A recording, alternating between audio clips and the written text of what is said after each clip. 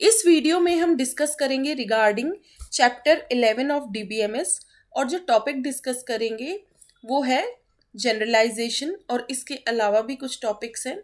सो देखते हैं सबसे पहले जनरलाइजेशन क्या है।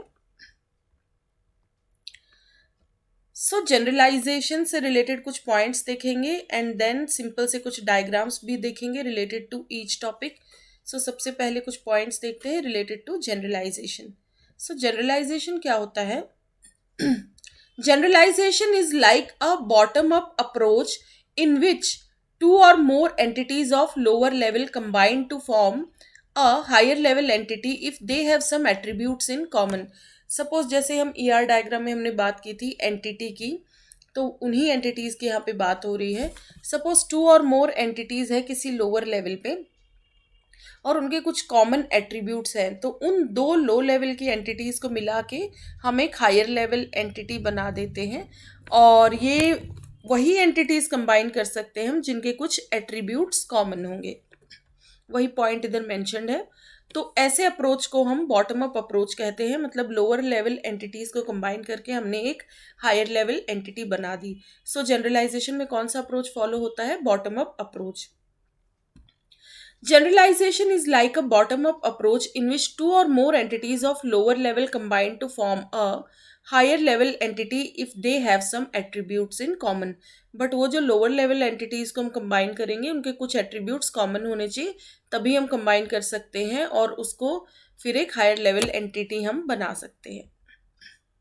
Second point है, in generalization an entity of a higher level can also combine with the entities of the lower level to form a further higher level entity. उसी higher level entity को हम और भी मतलब जो भी lower level की entities थी इन सबको भी आपस में combine करके एक और भी higher level of entity हम बना सकते हैं। तो वही point यहाँ mentioned है। In generalization, an entity of a higher level can also combine with the entities of the lower level to form a further higher level entity. Third point है, generalization is more like a subclass and superclass system. But the only difference is the approach. Generalization uses the bottom-up approach. ये subclass और super class के system की तरह ही है, लेकिन यहाँ पे डिफरेंस क्या है? अप्रोच का। यहाँ पे बॉटम अप अप्रोच फॉलो हो रहा है, जैसे दो सब क्लासेस मिलके एक सुपर क्लास बना रही है। फाइन, मतलब ये लोअर एंटिटीज हो गई, ये कंबाइन होके एक अपर क्लास की एंटिटी हमें फॉर्म हो रही है। ठीक है, सो ये सब क्लास और सुपर क्लास सिस्टम की तरह ही है जनरलाइजेशन, बस डिफरेंस है कि अप्रोच क्या फॉलो हो रहा है। सो अप्रोच कौन सा फॉलो हो रहा है जनरलाइजेशन में? Bottom up approach. Now last point है, in generalization entities are combined to form a more generalized entity, that is subclasses are combined to make a superclass. ठीक है, जनरलाइजेशन में एंटिटीज को कंबाइन किया जा रहा है और भी जनरलाइज करने के लिए। तो ऐसे कॉन्सेप्ट को हम क्या कहेंगे कि सब क्लासेस को हमने कंबाइन कर दिया एक सुपर क्लास बनाने के लिए। नाउ नेक्स्ट देखिए, अभी इसका एक एग्जांपल देखते हैं एक डायग्राम के थ्रू जनरलाइजेशन को। For example, faculty and student entities can be generalized and create a higher level entity person. जैसे फैकल्टी है और स्टूडेंट, इन दोनों को हम कंबाइन करेंगे तो ये दोनों एक्चुअल में कॉमन एट्रीब्यूट्स क्या है दोनों में कि दोनों ही पर्सन है, तो और एक हायर लेवल एंटिटी हमने बना दी पर्सन करके। So faculty and student is a person. Clear, ये दोनों एंटिटीज हो गई, इनके कॉमन एट्रीब्यूट्स को मिला के हमने मतलब इनको सब क्लास की तरह कंसीडर कीजिए। इन दोनों सब क्लासेस को कंबाइन करके हमने एक हायर एंटिटी बना दी, मतलब एक सुपर क्लास बना दी। सो ये सब क्लास सुपर क्लास वाला ही कॉन्सेप्ट फॉलो हो रहा है, बट अप्रोच कौन सा है? Bottom up approach. ऐसे देखिए एंटिटीज कंबाइन होके एक हायर लेवल एंटिटी हमको दे रहे हैं, तो चीज़ें जनरलाइज हो गई ना। फैकल्टी और स्टूडेंट को हमने जनरल कॉमन फीचर्स लेके क्या जनरलाइज कर दिया कि दोनों ही पर्सन है, तो और ये रिलेशनशिप हो गई इसमें, faculty student is a person. Entities को हम ऐसे रेक्टेंगल में डिनोट करते थे, तो फैकल्टी स्टूडेंट और पर्सन तो एंटिटीज़ हो गई और ये रिलेशन हो गया। क्योंकि जब इनको कंबाइन करके एक हायर एंटिटी बना रहे, सुपर क्लास बना रहे, जैसे मतलब दो लोअर लेवल एंटिटीज़ को कंबाइन करके हायर बना रहे, तो कुछ रिलेशनशिप भी तो होगा ना उनमें, तो वो रिलेशनशिप थ्रू रोम्बस या ये डायमंड सिंबल होता है, इसके थ्रू हम इसको डिपिक्ट करते हैं। अब हम देखते हैं स्पेशलाइजेशन। सो स्पेशलाइजेशन में क्या है?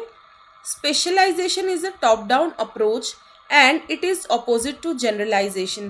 In specialization, one higher level entity can be broken down into two lower level entities. इसमें उल्टा हो रहा है. जनरलाइजेशन का बिल्कुल ऑपोजिट जो होता है वो स्पेशलाइजेशन होता है. सपोज पर्सन है, वो जनरलाइज कॉन्सेप्ट हो गया, और भी स्पेशलाइज हम करेंगे तो क्या कर देंगे? फैकल्टी और स्टूडेंट. ठीक है, तो ये हमने स्पेशलाइज कर दिया. फैकल्टी की अलग क्वालिटीज़ होंगी, देन स्टूडेंट की अलग, दोनों के फीचर्स अलग अलग हो गए. बट जनरलाइज करेंगे तो क्या हो जाएंगे? दोनों ही पर्सन है. बट हम जब किसी हायर लेवल एंटिटी को लोअर लेवल एंटिटीज़ में ब्रेक करते हैं तो उसको हम कहते हैं स्पेशलाइजेशन. तो इसमें जो अप्रोच यूज़ होगा वो क्या होगा? Top down approach. और जनरलाइजेशन में हम क्या अप्रोच यूज़ कर रहे थे? Bottom up approach. तो स्पेशलाइजेशन जो कॉन्सेप्ट है वो बिल्कुल अपोजिट है किसके? जनरलाइजेशन के. सो वही पॉइंट इधर मैंशनड है और ये बहुत ही इंपॉर्टेंट पॉइंट है. Specialization is a top down approach and it is opposite to generalization. In specialization one higher level entity can be broken down into two lower level entities. Now next point है specialization is used to identify the subset of an entity set that shares some distinguishing characteristics. देखिए generalisation में तो हम दो entities की similar characteristics को लेके एक हायर लेवल बना रहे थे. बट यहाँ हम जो एंटिटी हमें मिली है उसमें से देखेंगे कि क्या दो अलग अलग सबसेट्स बना सकते हैं हम, और उनमें भी अलग अलग कैरेक्टरिस्टिक्स होने चाहिए. तभी तो उस एक हायर लेवल एंटिटी को हम दो लोअर लेवल एंटिटीज़ में ब्रेक करेंगे. क्लियर? वो तभी ब्रेक कर पाएंगे जब दोनों के कैरेक्टरिस्टिक्स कुछ डिफरेंस दिखेगा हमको.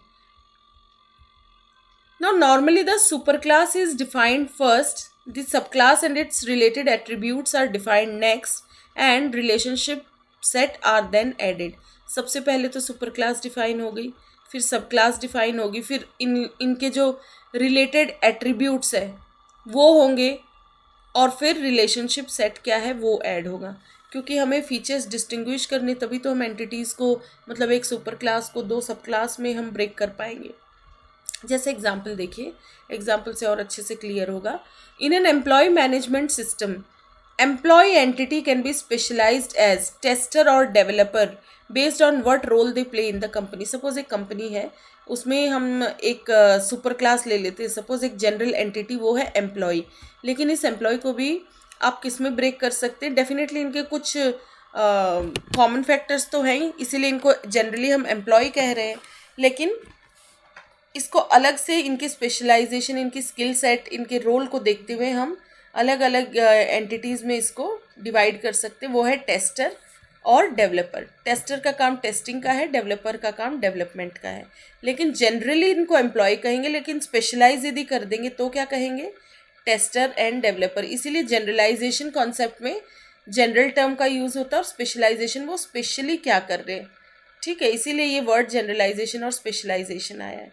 स्पेशलाइजेशन मतलब हायर लेवल एंटिटी को लोअर लेवल एंटिटी में ब्रेक कर देना, और जनरलाइजेशन होता है टू लोअर लेवल एंटिटीज़ में कुछ कॉमन फैक्टर्स देखते हुए उसको जनरलाइज कर देना. जैसे डेवलपर और टेस्टर यदि दो एंटिटीज़ हैं तो इनको जनरलाइज हम कैसे करेंगे? एम्प्लॉय के फॉर्म में.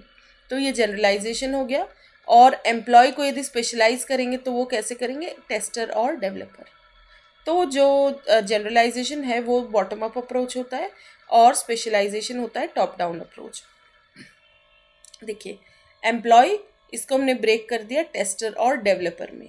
So employee is a tester और डेवलपर. तो ये क्या हो जाएगा? Top down approach. Specialization as, इसमें टॉप डाउन अप्रोच का यूज़ होगा, और जनरलाइजेशन में हम ऊपर की तरफ बढ़ रहे हैं, मतलब इन स्पेशल एंटिटीज़ को हम जनरलाइज कर दे रहे हैं. तो जनरलाइजेशन में क्या होता है आपका? Bottom up approach.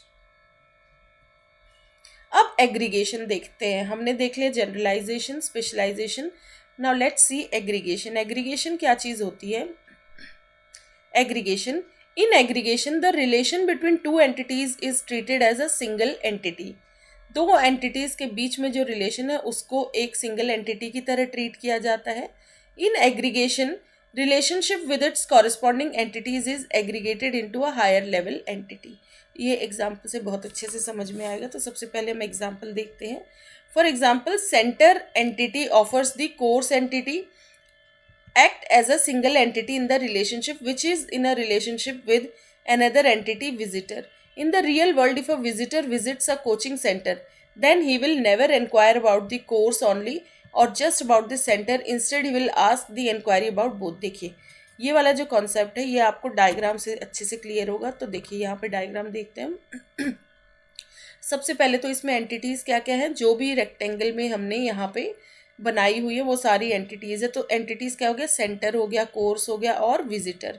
और ये जो इसमें है इस फॉर्म में रोम्बस में, या इसको डायमंड भी कहते हैं, ये है रिलेशनशिप. तो कोर्स और सेंटर और कोर्स के बीच में क्या रिलेशनशिप है, ऑफर. एक सेंटर कोर्स ऑफर कर रहा है. फिर एक एंटिटी है विजिटर. विजिटर विजिट करने आया सपोज सेंटर को और वो कुछ इंक्वायरी करना चाह रहा है, तो रिलेशनशिप क्या हो गई, इंक्वायर. अब वो किसी सेंटर पे आया तो क्या सिर्फ सेंटर के बारे में जानेगा वो इस कंप्लीट के बारे में जानना चाहेगा कि सेंटर क्या कोर्स ऑफर कर रहा है. क्लियर. तो उसको सेंटर के बारे में भी जानना है, कोर्स के बारे में भी जानना है कि क्या क्या कोर्सेज है और वो सेंटर मतलब क्या, और रिलेशनशिप सेंटर कोर्स में क्या है कि सेंटर क्या क्या कोर्स ऑफर कर रहा है. विजिटर को ये तीनों चीज़ें जाननी है. मतलब एक सेंटर क्या क्या कोर्स ऑफर कर रहा है. वो सेंटर को सिर्फ दीवारें देखने थोड़ी जाएगा, वो उसकी पूरी इंक्वायरी करेगा. मतलब वो सेंटर किस कोर्स को ऑफर कर रहा है, क्या क्या कोर्सेज ऑफर कर रहा है, वो विजिटर वो सब जानने गया है.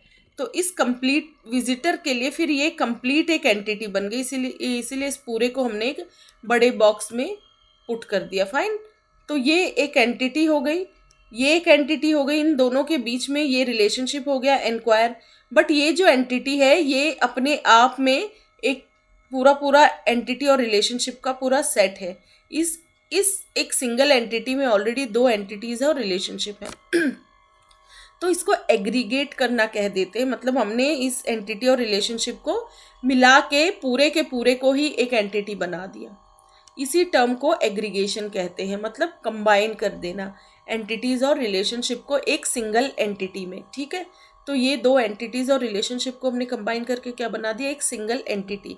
और ये भी एक एंटिटी है. विजिटर इंक्वायरी करने आएगा इस एंटिटी के बारे में और इस एंटिटी के में क्या क्या एग्रीगेट किया गया है, क्या क्या कंबाइन किया गया है, इसकी सेंटर क्या क्या कोर्स ऑफर कर रहा है. मतलब ये दो एंटिटीज़ और ये रिलेशनशिप. क्लियर. तो एग्रीगेशन ये चीज़ होती है. अब शायद ये जो पॉइंट्स है ये अब इजी रहेंगे समझना. सो देखिए इसी डायग्राम पे बेस्ड ये पॉइंट मैं फिर से रीड कर रही हूँ. एग्रीगेशन क्या है. In aggregation the relation between two entities is treated as a single entity. ये देखिए ये जो रिलेशनशिप है offer between two entities centre और कोर्स, इस पूरे को ही हम क्या एक सिंगल एंटिटी की तरह ट्रीट कर रहे हैं. In aggregation relationship with its corresponding entities is aggregated into a higher level entity. ये एंटिटीज़ और रिलेशनशिप मिलके एक हायर लेवल एंटिटी बना रहे जो आउटसाइड बॉक्स है. ठीक है. ये अपने आप में एक एंटिटी है और ऐसी एंटिटी को हम हायर लेवल एंटिटी कहते हैं क्योंकि उसके अंदर ऑलरेडी दो एंटिटीज़ और रिलेशनशिप है. एग्जाम्पल वही ये जो डायग्राम है इसी को एक्सप्लेन किया गया है यहाँ पे कि एक सेंटर एंटिटी है. सेंटर एंटिटी ऑफर दी कोर्स एंटिटी. सेंटर और कोर्स है और रिलेशनशिप क्या है इसमें, ऑफर. इन तीनों को कंबाइन करके हमने एक सिंगल एंटिटी बना दिया. It act as a single entity in the relationship which is जहां विजिटर इंक्वायर करने आया है किसी एंटिटी के बारे में, तो वो कौन सी एंटिटी है, ये सिंगल वाली कि सेंटर ऑफर कोर्स, ये कंप्लीट इस हायर लेवल एंटिटी के बारे में वो जानना चाह रहे हैं.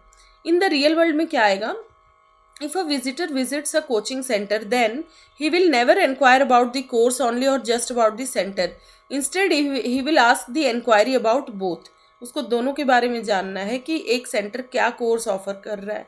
तो वो एक हायर लेवल एंटिटी बन गई सेंटर ऑफर कोर्स. और विजिटर इंक्वायर ये पूरी एंटिटी के बारे में, तो एनक्वायर रिलेशनशिप हो गई, ये एक एंटिटी और ये एक हायर लेवल एंटिटी. तो जो दो एंटिटीज़ और रिलेशनशिप को मिला के हमने एक एंटिटी बनाई, इसी को हम कहते हैं एग्रीगेशन. क्लियर. तो हमने क्या क्या देखा, generalization, specialization and aggregation. Now हम और एक कॉन्सेप्ट देखेंगे यहाँ पे, वो है reduction of ER diagram to table. एक एंटिटी रिलेशनशिप डायग्राम को हम फाइनली टेबुलर फॉर्म में कैसे कन्वर्ट करेंगे. तो एक सिंपल सा कॉम्प्लेक्स भी कह सकते हैं थोड़ा, but it is very simple. देखने में कॉम्प्लेक्स लगेगा ये डायग्राम, लेकिन it is very simple diagram to understand. So देखते हैं कि एक ईआर डायग्राम सपोज आपको दिया गया है तो उसको टेबुलर फॉर्म में आप कैसे चेंज करेंगे, क्योंकि फाइनली ईआर डायग्राम तो एक ब्लूप्रिंट की तरह है ना, एक जस्ट आइडिया है कि भाई कैसे डीबीएमएस में टेबल्स रहेंगे, क्या क्या रिलेशनशिप रहेगी. लेकिन सपोज ईआर मॉडल आपने बना लिया, उसके बाद उसको जब एक्चुअल में इम्प्लीमेंट करेंगे तो वो तो हमें टेबुलर फॉर्म में चाहिए. सो देखते हैं कि ईआर डायग्राम को कैसे टेबल में कन्वर्ट किया जाता है. Reduction of ER diagram to table. The database can be represented using the notations and these notations can be reduced to a collection of tables. ER diagram में तो सारी चीज़ें notation के फॉर्म में है, जैसे entity के लिए rectangle है, attributes को हम ellipse में ellipse से denote करते हैं. हर चीज़ का अपना एक symbol है, लेकिन उसी को फिर फाइनली टेबुलर फॉर्म में हम डिफरेंट डिफरेंट टेबल्स में और रिलेशनशिप्स में कन्वर्ट कर देंगे. सो वही देखते हैं. In the database every entity set और relationship set can be represented in tabular form. Finally database में तो सारी एंटिटीज और रिलेशनशिप सब किस फॉर्म में होंगी, टेबुलर फॉर्म में. तो वो कैसे होंगे, ईआर डायग्राम सपोज हमने बना लिया और उसके बाद उसको टेबुलर में कैसे कन्वर्ट करेंगे वो देख लेंगे. सपोज एक ईआर डायग्राम दिया गया है यहाँ पे, ठीक है. अब देखिए, इसको आफ्टर अंडरस्टैंडिंग ये इजी लगेगा, लेकिन एक बार देखने में थोड़ा सा डिफिकल्ट लगेगा. अब देखिए, ईआर डायग्राम वाला यदि आपने चैप्टर पढ़ लिया हो या वीडियो देख लिया हो तो उसके बाद ये कॉन्सेप्ट समझना ज़्यादा इजी रहेगा. तो पहले आप वो वीडियो देखिएगा यदि एस्केप हो गया है तो. ईआर डायग्राम में एंटिटीज़ को हम किससे डिनोट करते हैं, रेक्टेंगल से. तो यहाँ पे कितनी एंटिटीज़ हैं, 4 entities. Student, course, subjects and lecturer. ये 4 हमारी एंटिटीज़ हो गई. अब हर एंटिटी के अपने एट्रीब्यूट्स होते हैं, ईआर डायग्राम में हमने देखा है. तो स्टूडेंट के क्या क्या एट्रीब्यूट्स है, स्टूडेंट नेम, फिर स्टूडेंट का आईडी हो गया, ये age, hobby, date of birth और address, and course ID. Course ID student का तो नहीं है, बट स्टूडेंट और कोर्स टेबल को जब हम कनेक्ट करेंगे, हर टेबल आपस में रिलेटेड रहता है ना, तो ये कनेक्शन बनाना पड़ेगा. तो कोई एक कॉमन रिकॉर्ड हमें दोनों एंटिटीज़ में उस एट्रीब्यूट को ऐड करना पड़ेगा हमें, ठीक है. अब जैसे कोर्स, अभी एक बार इसके एट्रीब्यूट्स देख लेते हैं सबके, और फिर मैं एक्सप्लेन कर दूंगी कि कैसे 2 टेबल्स को या एंटिटीज़ को हम कनेक्ट करते हैं.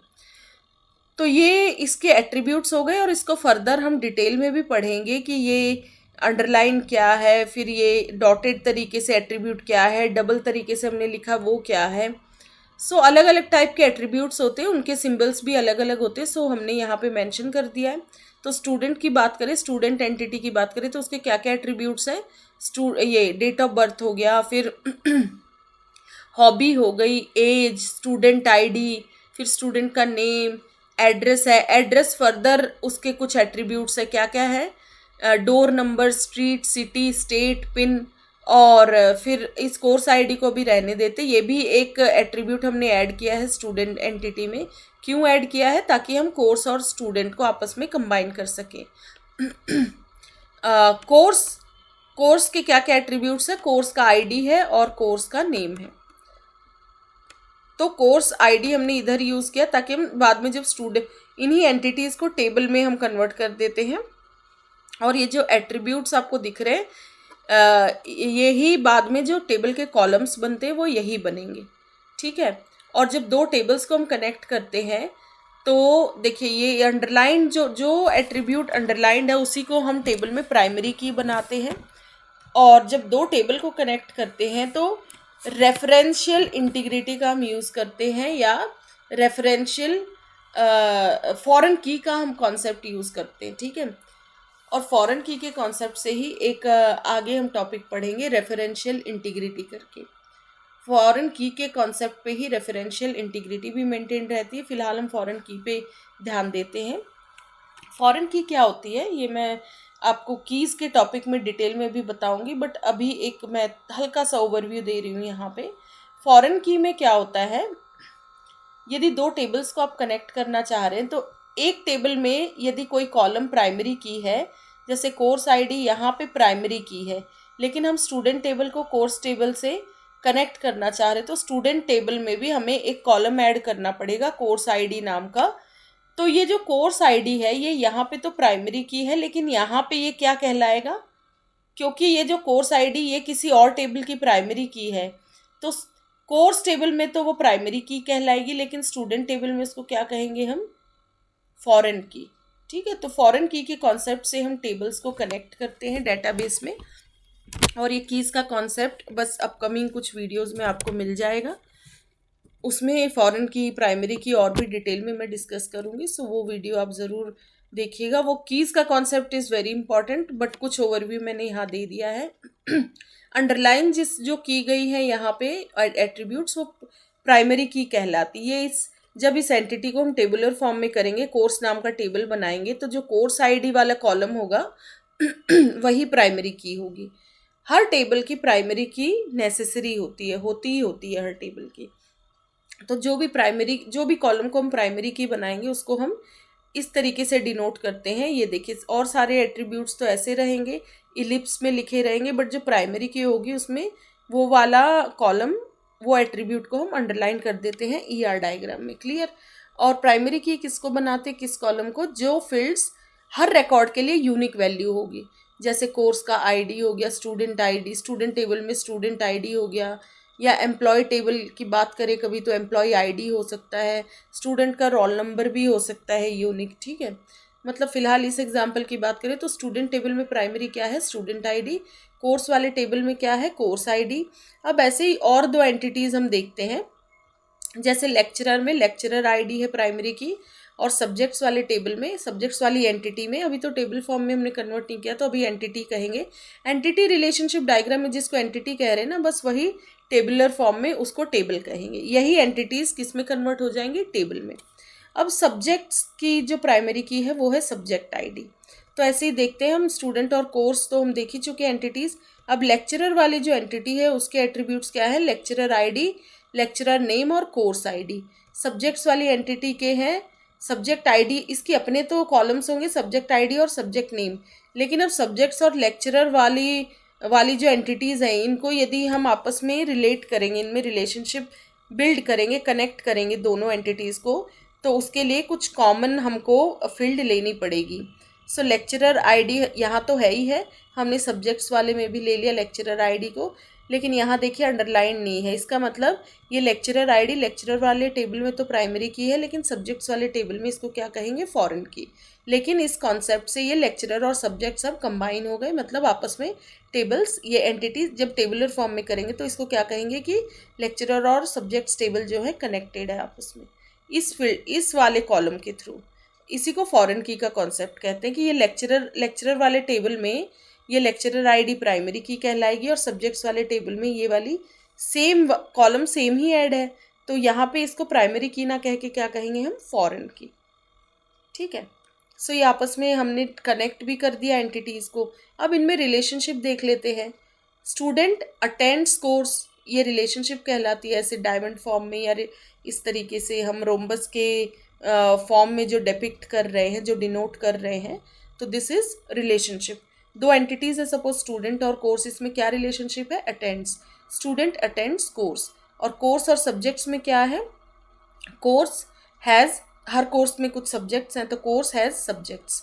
फिर स्टूडेंट और लेक्चरर में क्या रिलेशनशिप है, लेक्चरर टीचेज स्टूडेंट। क्लियर। और लेक्चरर और कोर्स में क्या है, लेक्चरर टेक्स कोर्स। फिर लेक्चरर और सब्जेक्ट्स में क्या रिलेशनशिप है, लेक्चरर टीचेज सब्जेक्ट्स। क्लियर। अब देखो इसमें ये जो रिलेशनशिप है ये क्या है, MN है कि M number of students attends N number of courses. ठीक है, मतलब यहाँ इस ER डायग्राम के अकॉर्डिंग हमने ये कंडीशन ली है। फिर M लेक्चरर एक स्टूडेंट को टीच कर रहे हैं। ठीक है, मतलब एक स्टूडेंट को ज़रूरी नहीं है, एक स्टूडेंट मतलब सपोज किसी क्लास में कोई एक स्टूडेंट है तो उसको बहुत सारे टीचर्स आ रहे हैं ना पढ़ाने अलग अलग सब्जेक्ट्स, ऐसे ही बाकी स्टूडेंट्स को भी टीच कर रहे हैं, बट इधर सिंगल की बात हो रही है तो सिंगल को बहुत सारे लेक्चरर जो है टीच कर रहे हैं। फिर बहुत सारे लेक्चरर बहुत सारे कोर्सेज ले रहे हैं, और एक कोर्स में कितने सब्जेक्ट्स हैं, M सब्जेक्ट्स हैं। एक लेक्चरर टीच कर रहा है किसी एक पर्टिकुलर सब्जेक्ट को, हर एक सब्जेक्ट के लिए कोई एक लेक्चरर है। फाइन, तो मतलब एक लेक्चरर किसी एक पर्टिकुलर सब्जेक्ट को ही टीच कर रहा है। तो ये ER डायग्राम समझ में आ गया आपको कंप्लीट। अब इसी डायग्राम को हमें किस में कन्वर्ट करना है, टेबुलर फॉर्म में। सबसे पहले इसका पूरा डिस्क्रिप्शन भी देख लेते हैं कि ये डॉटेड फॉर्म क्यों लिखा हमने, डबल ओवल का मतलब क्या होता है, फिर ये एड्रेस लिखा है, इसमें अपने एट्रीब्यूट्स हैं। तो ये भी एट्रीब्यूट्स भी अलग अलग टाइप के होते हैं। तो इस कंप्लीट ईआर डायग्राम को सबसे पहले हम देख लेते हैं साथ साथ, और साथ साथ वो पॉइंट्स भी देखेंगे कि कैसे इसको हम टेबुलर फॉर्म में करेंगे। तो देखो there are some points for converting ER diagram to the table. कुछ पॉइंट्स है जिसकी मदद से हम ईआर डायग्राम को टेबुलर फॉर्म में कन्वर्ट करेंगे। सबसे पहले तो जो भी एंटिटीज़ है वही आपकी क्या बनेंगी, table. Entity type becomes a table. और तो जो पीछे ईआर डायग्राम दिया उसमें कौन सी 4 एंटिटीज़ हैं, lecture, student, subject and course. इन्हीं एंटिटीज़ को हम क्या इंडिविजुअल टेबल्स बनाएंगे, ठीक है, यही एंटिटीज़ टेबल बनेंगी। फिर सेकंड पॉइंट है all single valued attribute becomes a column for the table. जिन जिन एट्रीब्यूट में एक यूनिक वैल्यू होगी तो उन सबको हम कॉलम्स बना देंगे। जैसे स्टूडेंट एंटिटी है, इसको एक टेबल बनाएंगे हम, इसके जो एट्रीब्यूट्स हैं वही इस टेबल के कॉलम्स होंगे। तो क्या क्या एट्रीब्यूट्स है, स्टूडेंट का नेम हो गया, student ID form the column of student table. Similarly course वाले टेबल में क्या है, course name and course ID. इस तरीके से हर टेबल के अपने एट्रीब्यूट्स हैं तो उनको हम कॉलम बनाएंगे। फिर a key attribute of the entity type represented by the primary key, हर टेबल की अपनी एक प्राइमरी की है जिसको हमने अंडरलाइन किया हुआ उस वाले एट्रीब्यूट को। देखो जैसे स्टूडेंट वाले टेबल में स्टूडेंट आईडी है, कोर्स में कोर्स आईडी। तो जिस एट्रीब्यूट को हमने अंडरलाइन किया गया है वही इसका मतलब वो प्राइमरी की है। सब्जेक्ट्स वाले टेबल में सब्जेक्ट आईडी है, लेक्चरर वाले टेबल में लेक्चरर आईडी है। क्लियर। तो देखो in the given ER diagram course ID, student ID, subject ID and lecture ID are the key attribute of the entity. Her entity के ये की एट्रीब्यूट है। कोर्स वाले टेबल के लिए कोर्स आईडी, स्टूडेंट के लिए स्टूडेंट आईडी है, सब्जेक्ट वाले टेबल के लिए सब्जेक्ट आईडी एंड लेक्चरर वाले टेबल के लिए लेक्चरर आईडी। ये सारी प्राइमरी कीज बनेंगी। Then the multi valued attribute is represented by a separate table. जहां हम देख रहे हैं कि एक एट्रीब्यूट की बहुत सारी वैल्यूज हो सकती हैं। सिंगल वैल्यूज है वो तो डायरेक्टली हम कॉलम के रूप में ऐड कर लेंगे उस टेबल में, लेकिन जो कॉलम मतलब जो एट्रीब्यूट उसकी वैल्यूज बहुत सारी हो सकती हैं तो उसको हम टोटली एक नया टेबल बना देंगे। जैसे ये जो हॉबी है ना स्टूडेंट की, ये इस डबल, इसका क्या मतलब होता है, मल्टी वैल्यूड एट्रीब्यूट है। मतलब ये एट्रीब्यूट की सिंगल वैल्यू नहीं होगी, मोर देन वन वैल्यू हो सकती है। मतलब एक स्टूडेंट की कई हॉबीज हो सकती है, एक से अधिक, ठीक है। तो इसीलिए इसको डबल, इसमें ओवल में जो हमने रिप्रेजेंट किया है ऐसे एट्रीब्यूट को क्या कहते हैं, मल्टी वैल्यूड एट्रीब्यूट। तो ऐसे एट्रीब्यूट को हम स्टूडेंट का डायरेक्ट कॉलम ना बना के उसको हम एक बिल्कुल सेपरेट टेबल बना देंगे, बट फिर हम उसको स्टूडेंट वाले टेबल से कनेक्ट कर देंगे। सो देखते हैं क्या है। सो देखो इन the student table a hobby is a multi valued attribute, so it is not possible to represent multiple values in a single column of student table। में यदि हम हॉबी ऐड कर देंगे तो क्योंकि वैल्यूज़ जो है यूनिक होनी चाहिए और हॉबी में तो मल्टीपल वैल्यूज़ हैं तो उसको सेपरेट टेबल बना देंगे, उसको हम स्टूडेंट टेबल में नहीं इंक्लूड करेंगे।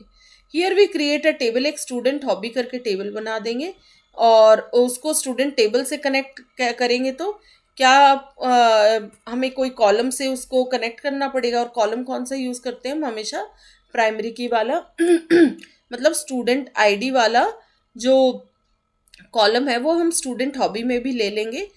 तो स्टूडेंट हॉबी में हम स्टूडेंट आईडी ले लेंगे और हॉबी, ये दो कॉलम्स होंगे। Using both the column we create a composite key. ये दोनों मिलके भी एक की बन जाती है जिसको कहते हैं हम कॉम्पोजिट की। नाउ और ये कीज़ का कॉन्सेप्ट आपको सेपरेटली भी दिखेगा, बट जब प्राइमरी की के साथ हम किसी भी कॉलम को ऐड कर देते हैं तो वो दोनों मिलके जो की बनाते हैं तो उसको हम कहते हैं कॉम्पोजिट की। कॉम्पोजिट की का मतलब और एक होता है कि उसमें प्राइमरी की तो एक होगी ही होगी, बाकी कितने भी एट्रीब्यूट्स हो सकते हैं।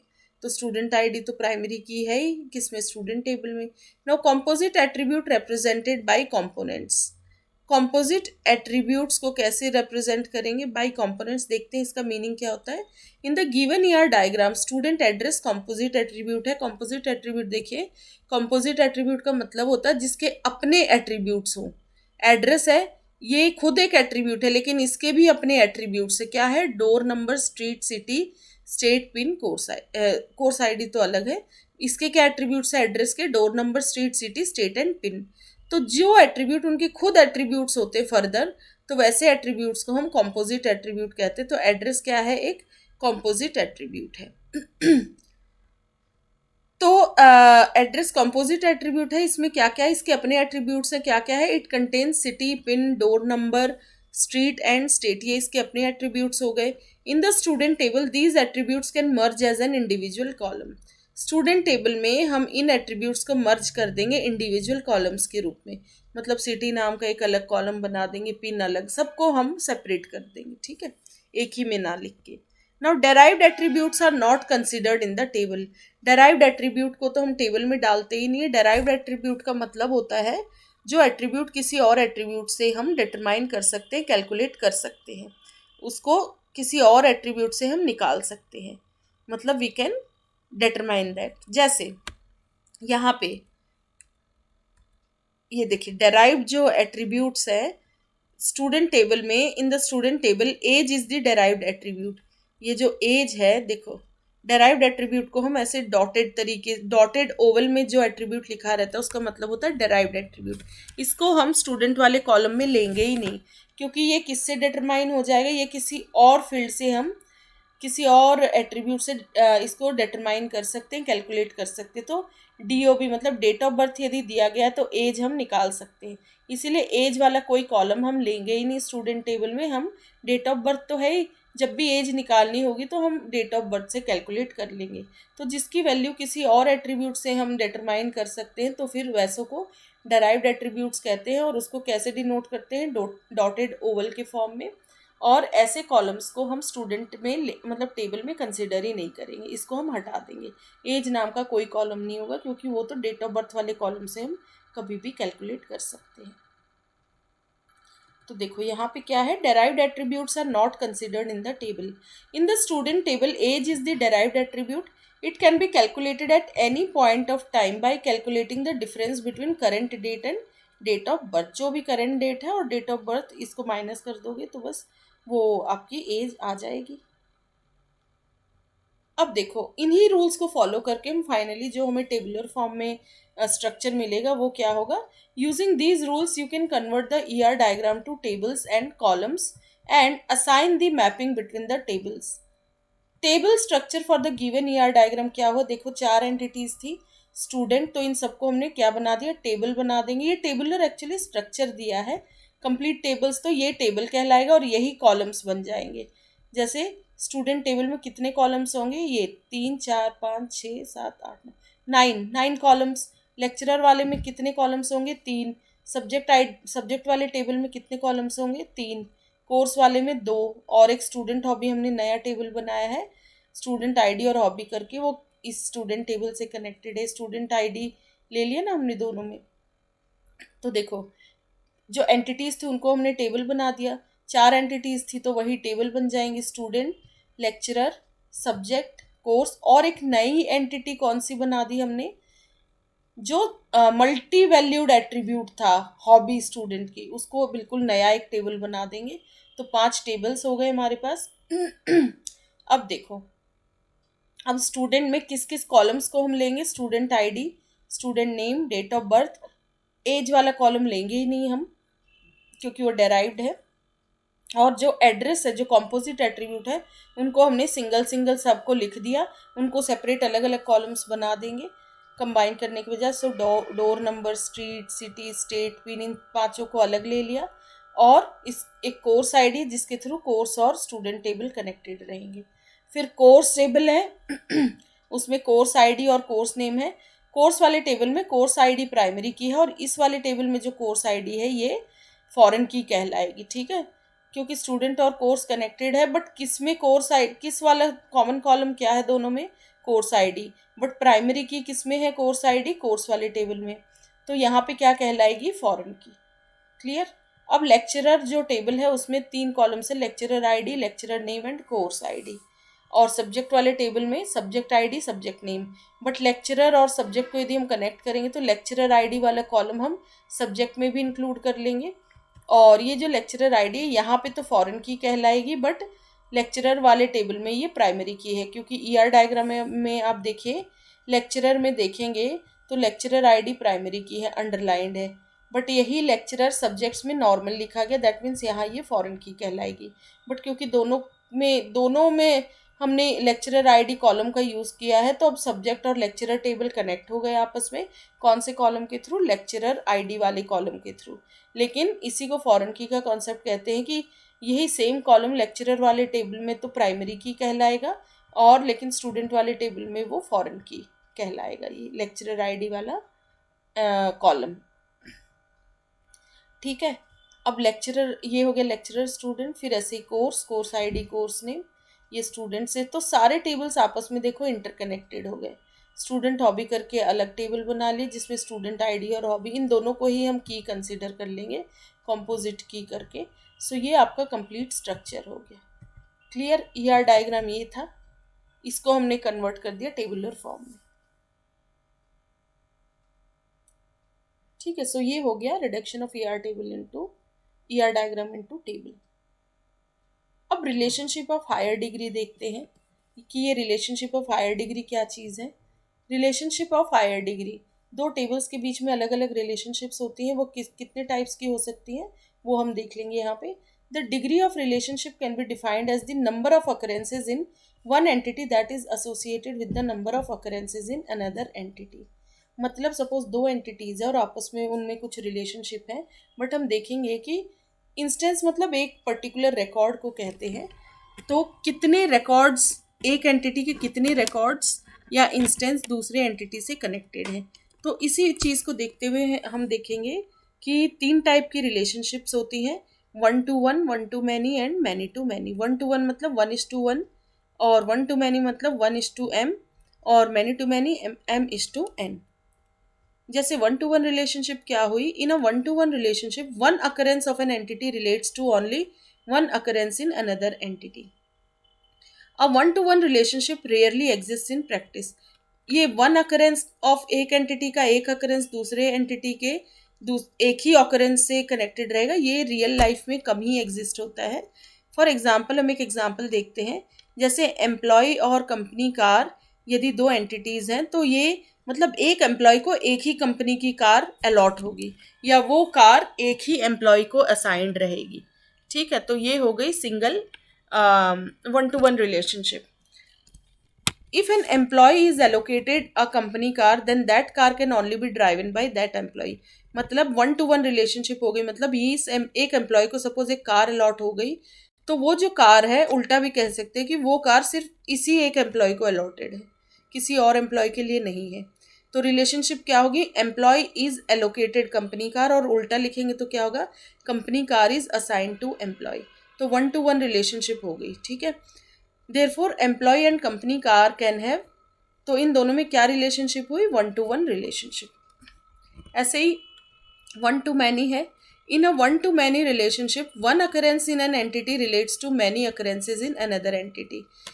एक एंटिटी, दो एंटिटीज़ है तो एक एंटिटी की एक अकरेंस दूसरी एंटिटी की बहुत सारी अकरेंसेस से रिलेट कर जाएगी। जैसे example, an employee works in one department, एक एम्प्लॉय एक डिपार्टमेंट में वर्क करता है, लेकिन एक डिपार्टमेंट में मैनी एम्प्लॉयज़ होते हैं। देखो ये तो 1 के लिए हो गया, और ये जो नोटेशन है ये मैनी के लिए होता है, तो 1 to many रिलेशनशिप हो गया। ठीक है, ये वाला डिनोट, ये ईआर डायग्राम वाला जब वीडियो देखेंगे उसमें देखिएगा ये वाला सिंबल मैनी के लिए होता है। ठीक है, इस तरीके से। तो 1 to many रिलेशनशिप हो गया, मतलब एक डिपार्टमेंट है, it has many employees and many employees works in one department, तो ये 1 to many रिलेशनशिप हो गया। तो यहाँ डिपार्टमेंट और एम्प्लॉय के बीच में कौन सी रिलेशनशिप हो गई? 1 to many। Therefore department and employee have a 1 to many relationship. Now many to many relationship देख लेते हैं। In a many to many relationship many occurrences in an entity relate to many occurrences in another entity. मतलब दो entities है तो बहुत सारी अकरेंसेज एक एंटिटी की रिलेट करेंगी, बहुत सारी अकरेंसेज दूसरी एंटिटी के। Same as a 1 to 1 relationship, the many to many relationship rarely exist in practice.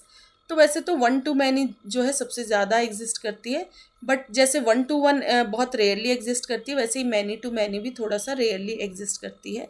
For example, at the same time an employee can work on several projects and a project has a team of many employees. Therefore employee and project have a many to many relationship. तो ये भी many का symbol होता है और ये भी many के लिए सिंबल यूज होता है, ठीक है। दोनों मैनी टू मैनी हो गया, मतलब many employees works on many projects, या many projects employees many employees, ठीक है। उल्टा जैसे भी लिखिए, तो एम्प्लॉय और प्रोजेक्ट जो एंटिटीज हैं, तो many occurrences of employee is connected to many occurrences of project, इसीलिए इनमें रिलेशनशिप मैनी टू मैनी हो गया, ठीक है। सो इसी को कहते हैं डिफरेंट काइंड्स ऑफ रिलेशनशिप, जिसमें हमने देखा one to many and many to many. इस वीडियो में इतना ही। Thank you so much.